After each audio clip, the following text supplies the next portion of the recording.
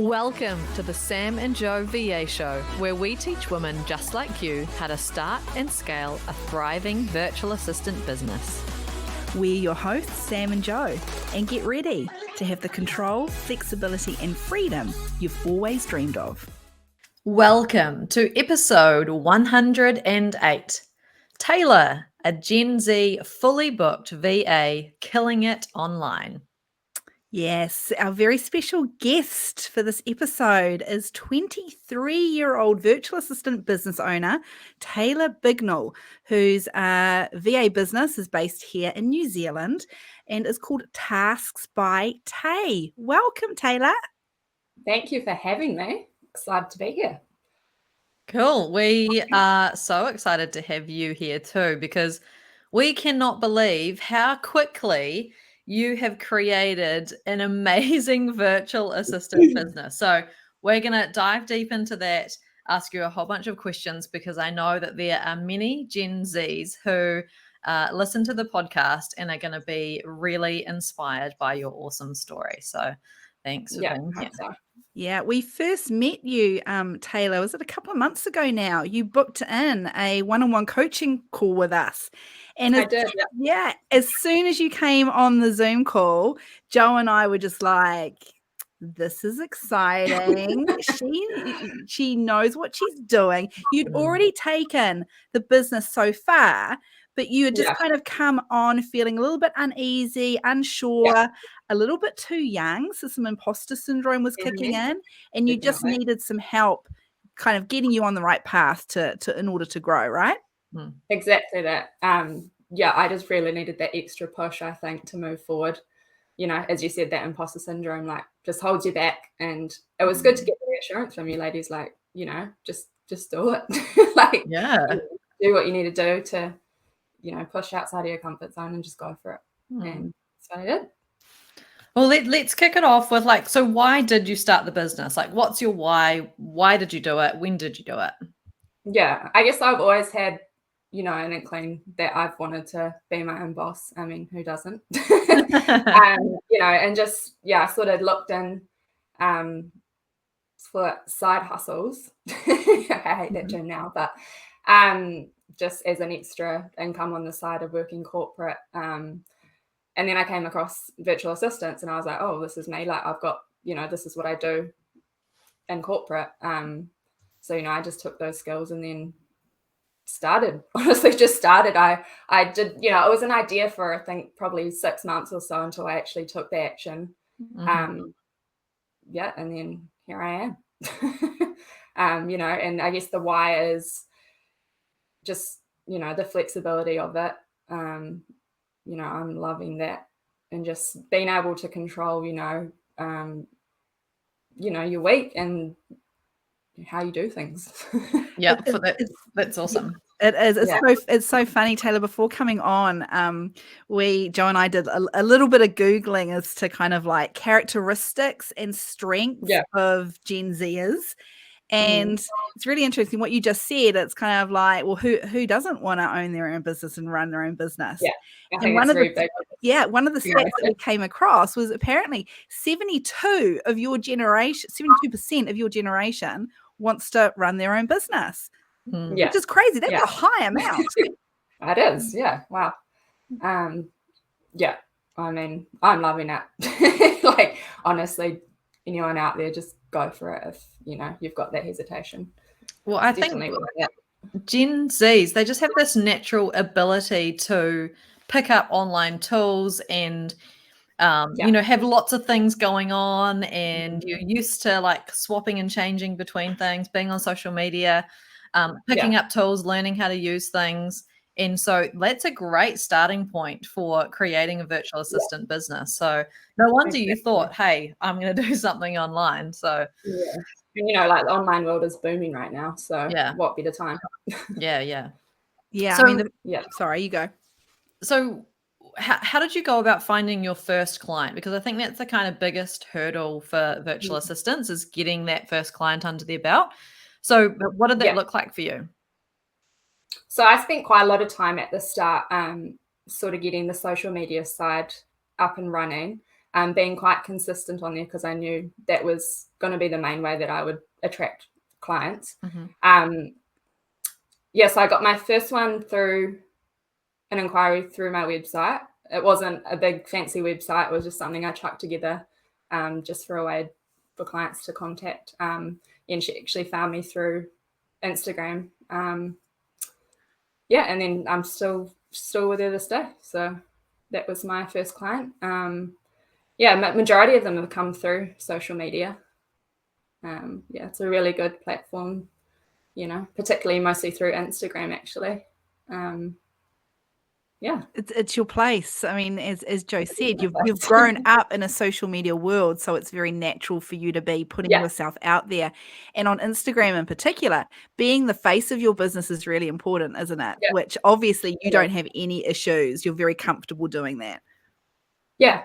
And I guess another one that I've sort of started moving into is LinkedIn as well. I'm guessing that Instagram is probably more my generation. Don't want to. How do you find the differences in those two platforms? Is it do you feel like LinkedIn could be somewhere that you're comfortable with, or is it still very much, I don't know if these are my people yet? Yeah, I think it is that. Obviously LinkedIn's a lot more like businessy, like, there's a certain stereotype on there. And I just find it really more easy to find people through Instagram, I guess. You're doing so well on Instagram, like looking on your reels and your stories. It all looks so slick. No, it does. And it's, and just what you're posting as well. It's not just all promo stuff. Like, you're adding value. You're giving them tips as to how to make the most of their day and be productive and get them motivated. It's a real joy to kind of witness. Yeah. And so what kind of clients are you attracting? Like, what kind of clients are they that you've got on your books? Yeah, so I'm still in that stage where I'm figuring out where I need to niche down, what, who I enjoy working with. A few of them are sort of in the marketing field. But yeah, still in that phase of just figuring out who I enjoy working with. I'm still in my first year of business. So, just figuring that out. And then I think I'll nail that down to a particular niche market. So currently you offer, is it like general admin, social media, and like a little bit of content creation? Is that right? Correct. Yeah. So I really enjoy the administrative side. That's where I've got the experience. Because you were an EA in your corporate role, is that right? An office assistant. Yeah. Office assistant. Yeah. Cool. Yeah. So you've managed to transfer those skills beautifully to online. Exactly. That's what you've got. Yeah. Awesome. So let's have a think about, or a talk about, because I know that many of our listeners who haven't launched their business yet, they actually don't know what it feels like to be a virtual assistant. Like, what does your work week now look like? How have you structured it? Structure. Hey, and that might be what you like. Yeah. I do love a structured week. I try to be strict with getting up at this time, doing client work at this time, make sure I have a lunch break, try to keep that time blocking in place. But then also at the same time, not putting too much pressure on myself to, do this at this time. Just, because the flexibility is why I moved into this industry. So, it's a lot of just task management, just making sure that you're keeping up to date with all the clients. So are you typically doing like a 9 to 5? Yeah, 9 till 5. 9 till 5, said with quotations. Yeah. Those are my contactable hours. And then obviously, sometimes at night you just have, you get in that creative mind, or you just feel like sitting down and just nailing some stuff out. And I think that's perfectly okay as well, as long as you're not, staying up till 1 a.m. But so you're really like just figuring out when is the best kind of like creative work time for you, and then obviously you can go to appointments and have some flexibility in the day. Like what kind of thing? If you don't do all that work during the day, and you've got stuff to do that day, do it after. Mm-hmm. That's so cool. And you're fully booked, Taylor. How long did it take you to become fully booked?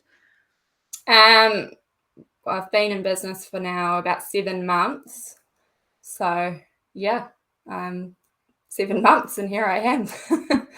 Pretty amazing. I think I've got about 8 clients under my belt, which has taken me to full time. So, and just putting in that boundary, I guess, of not overdoing it. Fully booked for me is, that 30 to 40 hours a week, and that might be different for other people. Yeah. Do you, how do you find or it may not be, for some people, it's a real juggle balancing the on the business versus in your business, the client work versus your own admin and promo and marketing and stuff like that. How do you find that balance?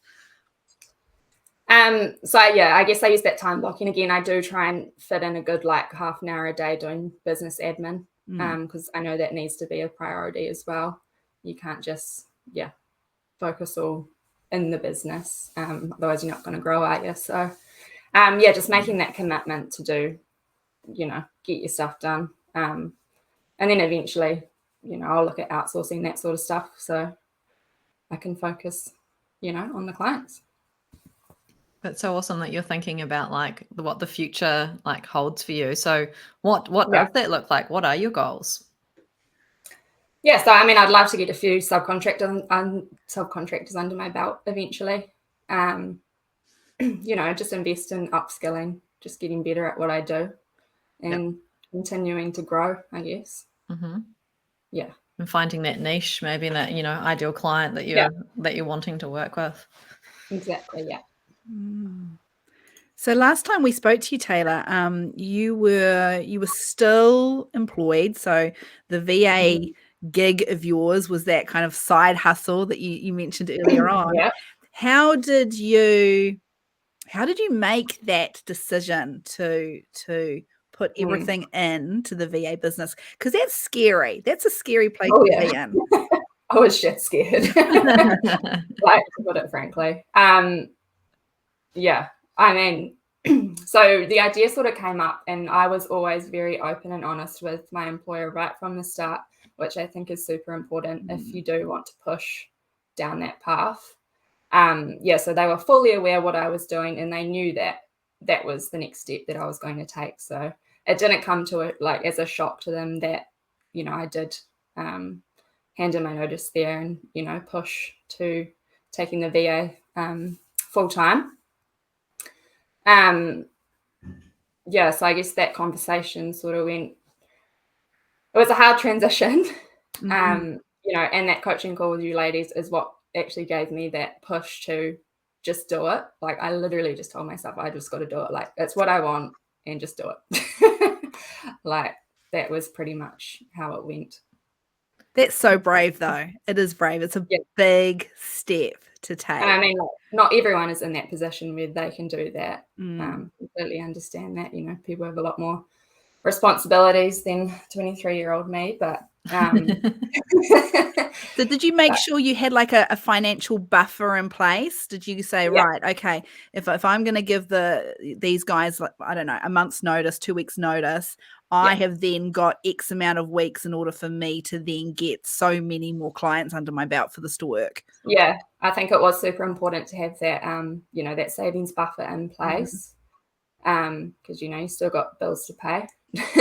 And I mean, I wasn't fully booked at that time where I did quit. So do you think that pressure of, okay, right, this has to work because I've gone all in, made you really then put yourself out there and get those clients that you did need? Exactly that. And it was that bit of pressure that sort of pushes you to, you have to do it now. So just, give it all you got and see what comes of it. And so what did you do? What kind of things did you do to market yourself? Or what was the way that you got those clients and put yourself out there? Yeah. So just being a lot more consistent on social media, just networking, getting referrals from other clients, testimonials, just getting that credibility online, building that up. And then honestly, as soon as I quit, they all came rolling in. I don't know what it was, but that just happens. Sometimes, you opened yourself up for it. There was then space for them to come in. Yeah. Yeah. And I was at that point where I did, I had the job and I was at the stage where I couldn't, grow the business anymore. I couldn't take any more clients on because I just didn't have the hours to do it. And then as soon as I dropped the other job, I had the hours to put into it, and they came rolling in. Yeah. And you definitely opened yourself up for those clients to come in, but then you also really put yourself out there and met with people and showed up online so that people could see you invisibly. Yeah. What are your biggest lessons? I mean, you've achieved so much in the past 7 months. You've gone strength to strength. Is there anything you'd do differently? I guess lessons. I think putting boundaries in place, personal boundaries and business boundaries is super important, and something I would have probably done a bit better from the start, not being a bit of a pushover. Personal boundaries as in just how do I explain this? Not working 24/7. Yeah. Is that what you mean? Because it's tempting to when you're at home, isn't it? And you want to do well, and you haven't got your there's no backup plan at that point. You've quit your job. Oh yeah. Yeah. Yeah. And then I guess another lesson would be putting my pricing up from the start. And you ladies preach this a lot, and that's something I would probably change. Put it at what you're worth from the start. It's so much easier, once you've got clients on that lower rate that you started on, it's much harder to, put them up as you get down the track. And it's that would be something I would change. Yeah, if I remember rightly, I think you had the kind of justification for choosing a low rate because of your age. You said, "Oh, well, I'm young, and I don't think that I can charge that as much as other more mature or experienced VAs." Yeah, that was definitely the mindset. Yeah, and comparing that obviously as well to your corporate rate, what you're on, and you can't justify that as well because there's a lot of additional costs and things. Yeah, I mean, you can't compare it, right? Your hourly rate that you're working in a corporate role compared to what you charge as a business owner, there's no comparison. There's for clients, the hourly rate that you charge as a business owner is where it stops, but as a employee, there are a lot of additional costs that people don't really think about. So important to think about that too when you're choosing an hourly rate. Yeah. We've talked a lot about your natural strengths and abilities and the things that have kind of come quite naturally to you moving into the online business world. What would you say have been the hardest bits for you? Maybe your weaknesses that you've kind of really had to push through and put yourself out of your comfort zone. Doing stuff like this. But honestly, I look back and think how much I've grown since I started to now. Doing Zoom calls and phone calls would absolutely terrify me. And now I'm, talking to CEOs of multi-million-dollar companies with ease. And I look back and I'm like, wow, the more you do it, the easier it becomes. Well, I think, Jo, you would agree with us. Just seeing the difference between when we first met you for that coaching call and even now here, you are so much more relaxed. Not that you were awkward the first time we met, but it's definitely, you can tell that you are more comfortable, communicating with people this way now. Yeah. Yeah, definitely. Yeah, because I think Gen Z that kind of generation too, it's not normal to be on Zoom calls or phone calls, and there's a lot of text communication and direct messaging. So yeah, it can be a big change, but you can't avoid it. You have to, as a VA business owner, get in front of people and have those Zoom calls. Exactly. And there's so many things outside of your comfort zone, and you just have to do it. Like, as you know, horrible as that sounds, like you just have to do it. It's the easiest way to put it. It's true though. It's like, true. Push past that like fear and just do it. Yeah. Well, if you want to reap the rewards of being a business owner and having that flexibility and you know, not having a cap on your earnings, then it's the things you got to do, right? Exactly. So if you could go, this kind of like flows into the lesson, but like, is there something else that you would say to yourself when you very first started? If you could go back and tell yourself one thing other than price right, is there something else that you would tell yourself? Probably also like put good systems in place, have a plan, because that's something I didn't do from the start. It was kind of all in my head, but not on paper. And I guess just have, just streamline things from the start. It's so much easier as you go down the track. Just having things, and obviously you learn as you go as well. You don't have to have everything, sorted out. But have some good systems and tools and be organized, right? It makes a big difference to how you grow. Yeah. Hey, how did the people around you react when you shared with them your plans and what you wanted to do because of your age, because of 23? Like I know that, I didn't do it until I was in my late 30s. And even then, like family and friends were like, is that actually a thing? Like, so how did they react to a 23-year-old with these big plans? I mean, I can imagine there was probably a bit of doubt, like, are you sure? Like, I know a lot of people, funnily enough, haven't actually heard of a virtual assistant. And it amazes me every time they say, oh, what are you doing? And I'm a virtual assistant. Oh, what's that? It's like, it's, and it's good to explain to them what that is. But yeah, I mean, I guess, there probably was that doubt from them, but they were always supportive. Everyone around me was like, oh, go for it. Like, that's awesome. That most people want to, be their own boss. So why not? Yeah. And, everyone's very, surprised about where I am and where I've gotten. So that's another thing. You just have to do it. You do. Well, I can tell you this, Joe and I are not surprised of where you've come since we last spoke. We could see it in you, this what's the word, Joe? The kind of, I've lost the word. Like just the confidence and the certainty that you showed, even though you had some like doubts and unease and, some things you needed clarification on, but we could see that you showed up so well. You booked the call. You took action. We could see that you were like not afraid to do the hard things.